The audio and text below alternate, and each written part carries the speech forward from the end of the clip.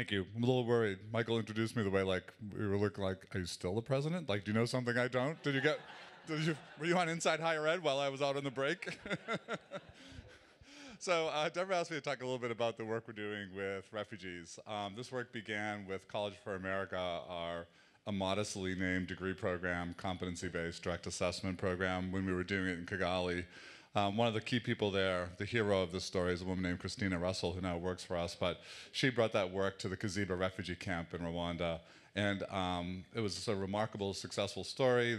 That story got on the radar screen of a group of Silicon Valley philanthropists who then gave us $10 million over a year ago to expand. So we're now in Malawi, in Kenya, South Africa, and as of November in Lebanon. And rather than sort of just give you sort of my narrative of that, I thought I'd let the refugees that we serve tell you their story in this 5-minute video. So if you'll bear with me, I think it's better than me hearing from me about it.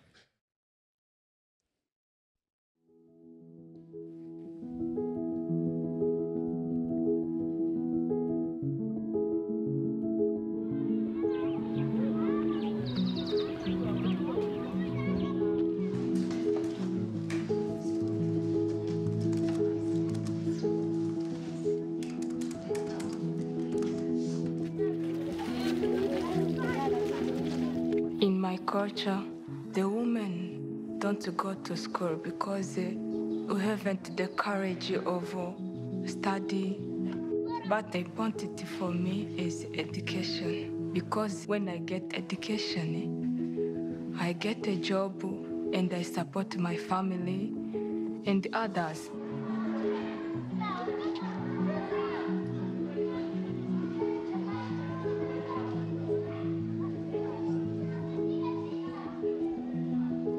In Zareka, life is not easy for me.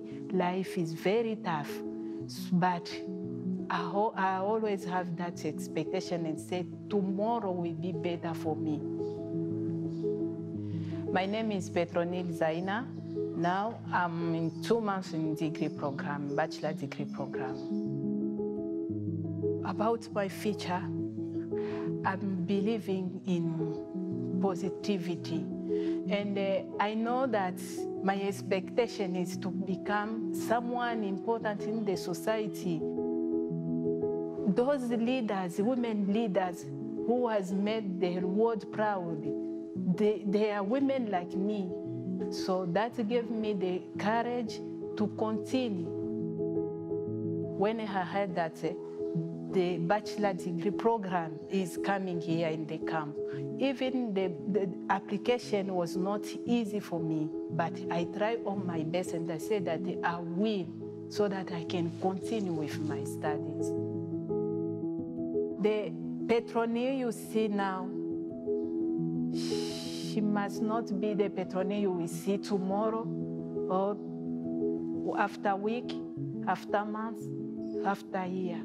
Every day in my life, I just want to achieve something. It's what I'm fighting with. And for that, I know there will be a change. Since I came to Lebanon, my dream was to study here. My family, when they came here, they've been surprised with me. That's you, Muhammad, that's you. You change a lot, yeah. Hearing from the students today and from their actual experiences, it's how you change the balance of power, how you change the status quo. How can we be creating programs for refugees if we don't understand the first-hand experience? That's going to help our students and it's going to help us grow in a way that we could never imagine. Their dreams are big and they're dreaming for everyone, not only for themselves only.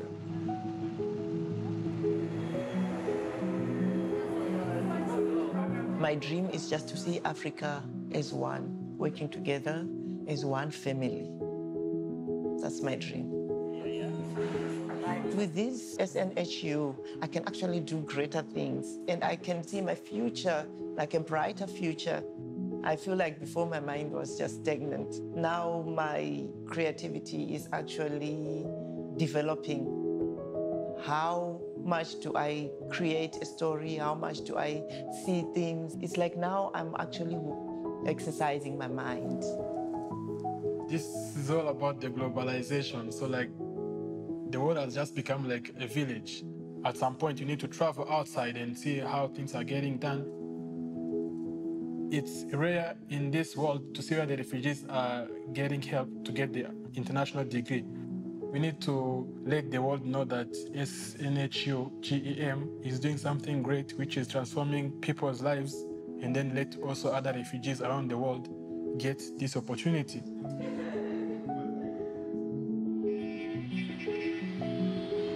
You know, everything is hard in the beginning. When we try and try and try, everything is gonna be easier.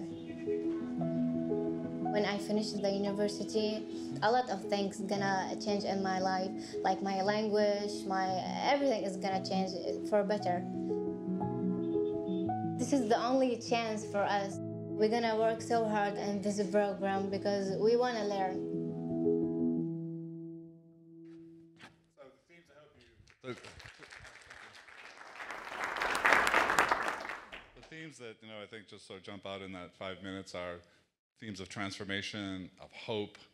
I love Petronell, who's almost a philosopher, who says the Petronell you see today can't be the one you see tomorrow or the week after or the month after, right? And giving people tools. And we've had really remarkable success with the program. In the dark bar, the students in the Rwandan university system, the gray bar are the students in the Rwandan university system versus our students in the dark blue. And they outperform their peers across every category.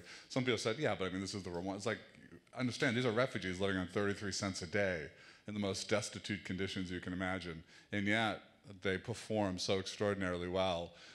This is their one shot. They are all in. I've never seen a group of students as committed, passionate, engaged in the work, eating it up, finding community amongst each other. We've had remarkable success in Rwanda because Rwanda is one of the few host countries that allows displaced people to work.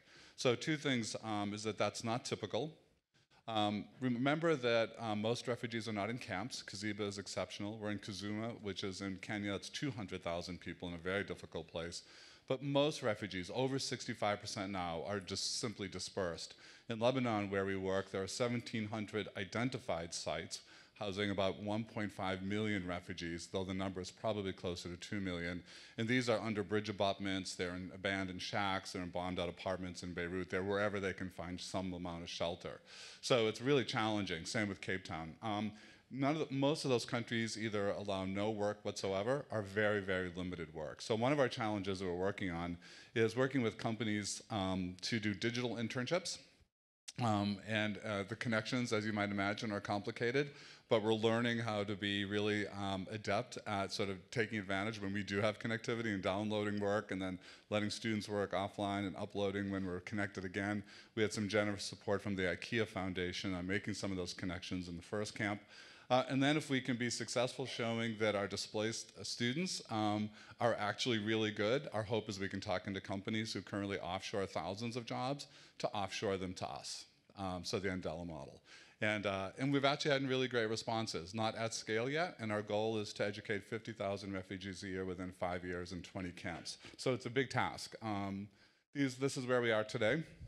In every instance, you'll see that we work with a trusted partner. We go into this work with humility, partners on the ground who have been there for a long time, who are trusted by our learners, who know the local politics, who know the local culture, who know how to operate in what are often both political and difficult and culturally complicated and sometimes dangerous situations.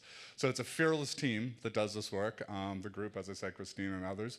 And then our hope in the next few years is to expand into these sites. And we have had more outreach from more places saying, can you come? Right? They're overwhelmed. So you look at Colombia right now, which has had this huge influx of displaced people from Venezuela with no ability, no capacity to absorb them into their higher ed system. And while there's a lot of effort around secondary education, there's very, very little effort around tertiary education, as you saw in the opening stat, less than 1%. But if we don't give that young population tools and hope, it is just the hotbed of civil discord and danger. As Bob Johansen at the Institute for the Future says, we live in a time with enormous opportunity for good, but enormous opportunity for bad, and the difference will be connected, smart, ambitious young people with no hope versus committed, smart, connected people with hope. So I often say we're sort of in the business of hope, giving people tools. So this is our story. I think that was the last slide. Happy to have you follow. If you're wondering, I'm sure you're thinking, global education movement, can they not name anything modestly? We do College for America, global education movement. So we might as well have big dreams in our naming. But it's a great team doing very good work. I had the opportunity last week to present this work at the World Economic Forum. And we had David Miliband from the IRC and Felipe Grande, who's the UN High Commissioner for Refugees, and his team, Sherry Blair with her organization. And the interesting thing, again, is that after that meeting, all the reach out was, how fast can you come? The world feels this need dramatically, and anything you can do to be part of this solution for us, there is more partnering needed than you can ever imagine. There's a lot of work to do. So happy to take questions. Do we have a little bit of time, I think? Yeah. Questions, comments about any of this? I will say Clay Christensen is a longtime friend and is a member of our board and is trustee emeritus. And as you know from his work, one of the things he talks about is that if you're doing disruptive work, disruptive innovation, do it in an under-consuming or non-consuming market. This is a dramatically non-consuming market. So the result of that is that we are experimenting with machine learning and assessment. We're experimenting with ways to deliver in low bandwidth, low connectivity environments. We just stood up a new assessment center in Kigali and brought down the cost of assessment and direct assessment competency-based education by 60%. So we're now working on our $100 a month challenge. Can we get the direct cost of delivery of degree programs down to $100 a month? If we can do those things, you'll hear from Arnie later, Arnie's on our advisory board, you'd say then how long is it going to take you to bring that into Chicago? Right? The $100 a month delivery cost is deeply disruptive. And if we can do this work and start to bring in some of the sort of technologies and thinking that the team is using, I think it has huge potential for underserved markets in the US. So we're doing that. We're doing that now. We're working with homeless kids in Los Angeles. We're in McAllen, Texas, working with DACA students. There's a real commitment to sort of serving those who are oftentimes left out by higher ed, traditional higher ed. So again, questions. I'm sorry, I prattled on. Yes. Really inspiring, and I'm curious to hear a little bit more just about how much of it is delivered online only, and what are the services that you wrap around it on ground to help it really scale? Yeah, so the model is really a hybrid model in which we bring the curriculum, we go in, we train our partner, they do all of the wraparound services, so the coaching, the advising. Almost in every instance there is bridge programming. It's rare that we have a refugee student, with the exception of Lebanon, but in all those other instances we usually have to work on English skills and academic skills. Every cohort begins with dominance of men. We are 50-50 gender balanced in Kaziba, and I think we're getting there very quickly in Malawi, but it takes a little bit. There are lots of cultural barriers. And then we do all the assessment. So programming, content, assessment, advising and coaching on the ground, and access to technology on the ground. So there's a very well-defined heuristic, and partners have to have access to technology in some way. Please. Basic infrastructure that has to be in place for this to work, like electricity, clean water, shelter. I was staggered by you saying, most displaced people aren't in an organized shelter, and it made me think about the infrastructure challenges. Yeah, so if you look at Lebanon, where we work with MAPS, or if you look at Cape Town, where we work with Scalabrini, those are both dispersed displaced people populations. So facility that has access to electricity and computers and some kind of online connection. In some cases that's spotty, but enough of a connection that we can, again, download. That's the sort of baseline. After that, it gets really complicated. So in Kaziba, we were realizing that all of our young students had very inexpensive cell phones, but they were selling, so once they were engaged, they couldn't get enough time online, so they were selling their food rations for minutes. And including the oil, like you need oil, we need basic protein, so all of a sudden we realized we have to bring in a feeding program. So we started serving food, and so you don't have to sell your minutes, we'll sort of work. And in almost every instance, it's a little bit different. Yeah, and that's where the local partners have been so great. Yes, please.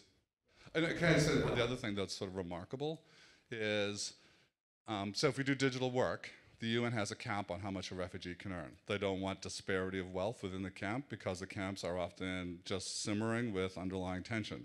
So we're trying to figure out how do we do this if we can get people jobs when they can't leave the camp. In Rwanda, they leave the camp for their jobs.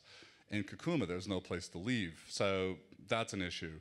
The sort of jealousy and the weird stuff that goes on, like rumors of poisoning of ours, like it's just sort of amazing. In some settings, it's if depending on the time of year, can we escort women students back to their houses? It's literally not safe, sexual violence.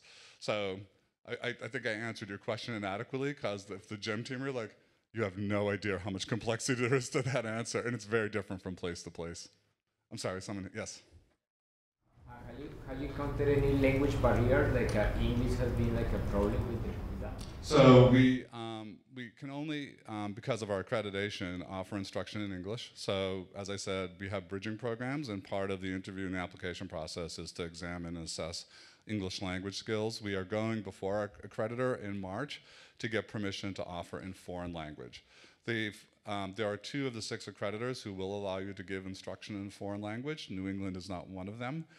The thinking being that if you have an American college degree, an employer or a graduate program would know that you have adequate English skills. Our argument is like, they're not going to work anywhere in America or going to graduate school. And there are lots of ways we can make sure that people don't do that. So we're hopeful.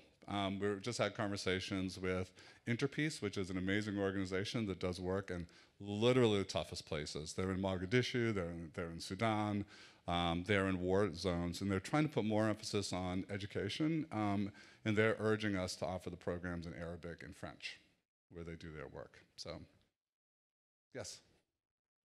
Most of the host countries don't allow the refugees to work. Or limited work, yes. Or limited work. In Jordan, for example, they're only allowed to work in agriculture or textiles outside of the camp. So we look at the Satari camp in Jordan. How do you work around that to actually get them employed?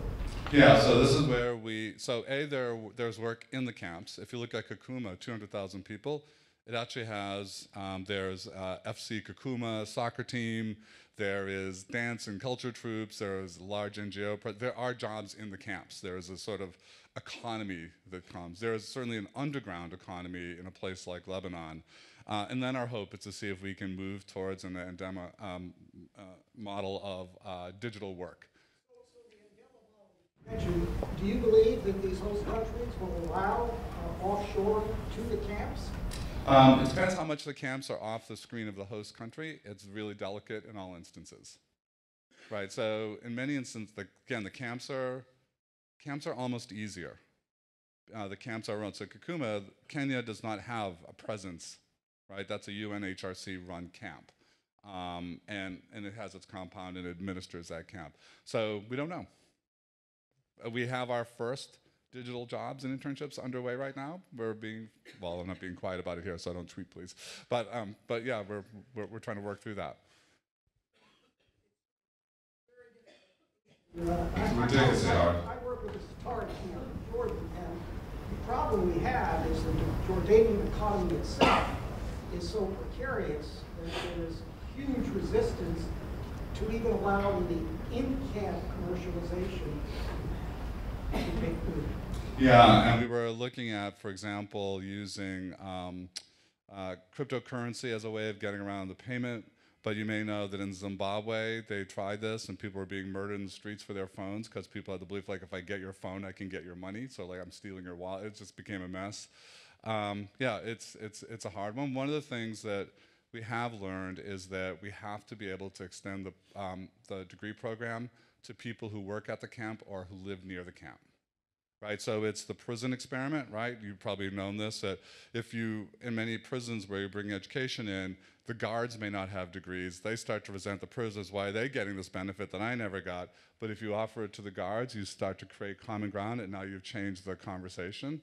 Because some of the time, I'm not prisoner, you're not guard, we're both students, and we have something to talk about. So I know that the team is trying to look at how do we do this, because the camps employ a lot of local people. Please. For your model to be sustainable economically, that there has to be employment at the end of the rainbow, if you will, for this program? That's not how we've built the business model for the program. So sustainability comes in time with programs that the team is building that we hope to be able to bring into the US and then sort of use to support and a cross-subsidy back to this program. Philanthropy will probably continue to be a piece of this as well.